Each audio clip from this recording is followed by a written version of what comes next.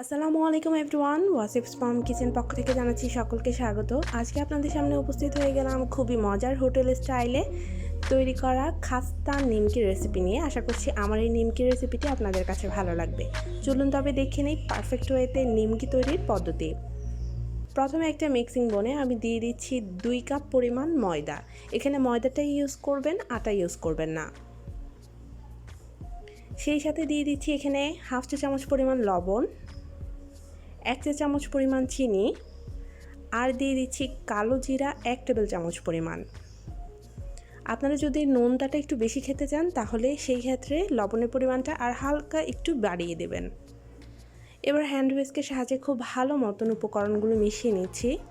মেশানো হয়ে গেলে এখানে আমি তেল দিয়ে দিচ্ছি। এখানে 2 টেবিল চামচ পরিমাণ রান্নার যে সয়াবিন তেলটা ইউজ করি সেটা দিয়ে দিচ্ছি। এবার হাত দিয়ে খুব ভালো মতন ঘষে ঘষে মিশিয়ে নিতে হবে। তেলটাকে খুব ভালো মতন ঘষে ঘষে ময়দার সাথে মিশিয়ে নিচ্ছি। যখন এভাবে মুঠ করে ধরলে দলা পাকিয়ে যাবে তখন বুঝতে হবে যে খুব ভালো মতন মেশানো হয়ে গিয়েছে।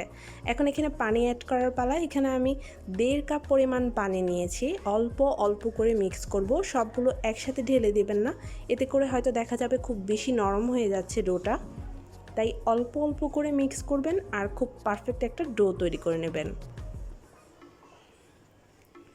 দেখতে পাচ্ছেন আমি অল্প অল্প করে মিক্স করে ডোটা তৈরি করে নিচ্ছি।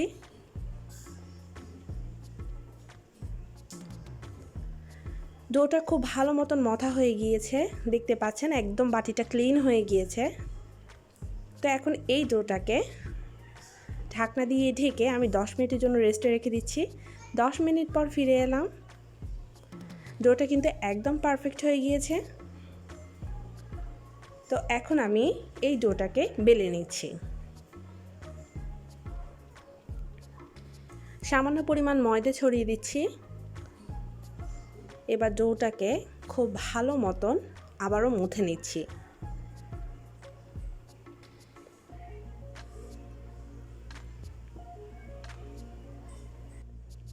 এরকম একটু লম্বা মতন করে নিয়ে একটা ছুরির সাহায্যে এটাকে ছোট ছোট খণ্ডে ভাগ করে নিচ্ছি। আমি এখানে 5টা খণ্ডে ভাগ করে নিয়েছি।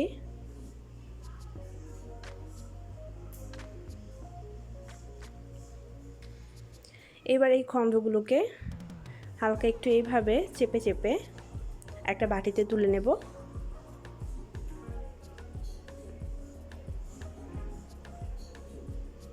এরকম একটা বাটিতে আমি তুলে নিলাম। এবার একটা লেচি নিয়ে নিলাম। এরপর খুব ভালো মতন বেলে নিচ্ছি। এমন না যে একদম গোল করে বেলতে হবে, তবে পাতলা হওয়াটা জরুরি। এখানে আমি ফাস্ট ফরওয়ার্ড করে আপনাদেরকে দেখাচ্ছি। খুব ভালো মতন বেলে একদম পাতলা করে নিয়েছি, দেখতে পাচ্ছেন কতটা পাতলা। এবার উপর থেকে আমি কিছুটা তেল ছড়িয়ে এভাবে একটু দিয়ে দিচ্ছি, চারপাশটায় যেন তেলটা লাগে খুব ভালো মতন। এখন উপর থেকে কিছুটা ময়দাও ছড়িয়ে দিলাম। এবার এভাবে ফোল্ড করে নিচ্ছি।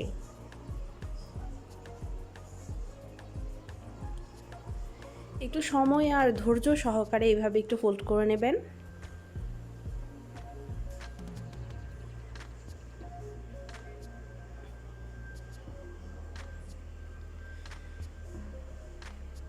যখন সুন্দর মতো ফোল্ড করা হয়ে যাবে তখন একটা ছুরির সাহায্যে আপনারা আপনাদের পছন্দ মতো কেটে নেবেন।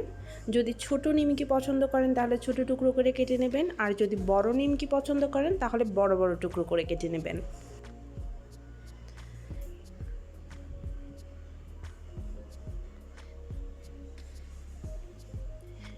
এবার এগুলো একটা বাটিতে তুলে নিচ্ছি। এখন একটা রুটি আমি বানিয়ে আপনাদেরকে দেখাচ্ছি।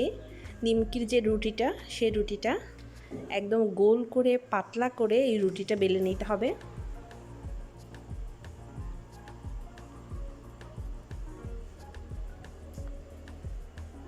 একদম পাতলা করে আমি রুটিটা বেলে নিয়েছি। এইবার এটাকে নিমকির শেপ দিয়ে নিচ্ছি। এইভাবে ফোল্ড করবেন, তারপর হালকা হাতে এইভাবে একটু চেপে চেপে দেবেন। এতে করে ভাঁজগুলো আর খুলবে না। এভাবে আমি সবগুলো নিমকি তৈরি করে নিয়েছি। এখন তেলে চলে যাচ্ছি ভাজার জন্য। চুলায় পর্যাপ্ত পরিমাণ তেল দিয়ে দিয়েছি একটা হাঁড়িতে, আর তেলটাকেও যথেষ্ট পরিমাণ গরম করে নিয়েছি। এখন নিমকিগুলো একে একে দিয়ে দিচ্ছি।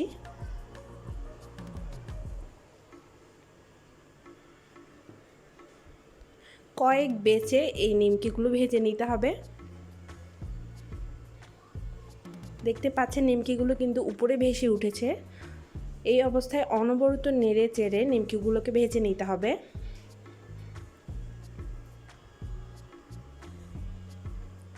এখন উল্টে পাল্টে দিচ্ছি। দেখতে পাচ্ছেন কালার আসা শুরু করেছে। যখন একদম সোনালি কালার হয়ে যাবে তখন এই নিমকিগুলো আমি উঠিয়ে নেব।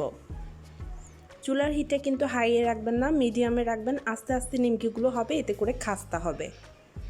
এবারে একটা ঝাঁঝরিতে আমি নিমকিগুলো তুলে খুব ভালো মতন তেলটা ঝেড়ে নিচ্ছি। তেল ঝাড়া হয়ে গেলে একটা প্লেটে আমি নিমকিগুলো তুলে নিচ্ছি। দেখতে পাচ্ছেন। এইবার অন্য যে নিমকিগুলো রয়েছে সেগুলো আমি একে একে দিয়ে দিচ্ছি। সবগুলো নিমকি আমি একে একে দিয়ে দিচ্ছি। এই নিমকিগুলো আপনারা সকাল বিকালের নাস্তা হিসেবে কিংবা বাচ্চাদের টিফিনে কিংবা অতিথি আপ্যায়নে ইউজ করতে পারেন। বানানোর ঝামেলা একদমই কম। বাহিরের দোকানে থেকে কেনার চাইতে ঘরে বানিয়ে খাওয়াটাই আমার কাছে সবচেয়ে বেশি শ্রেয় মনে হয়। এই নিমকিগুলো আমি তুলে নিচ্ছি।